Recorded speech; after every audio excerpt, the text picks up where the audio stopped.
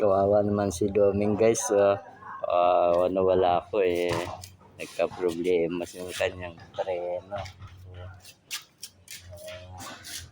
Papapansin si Doming at ayusin natin si Doming.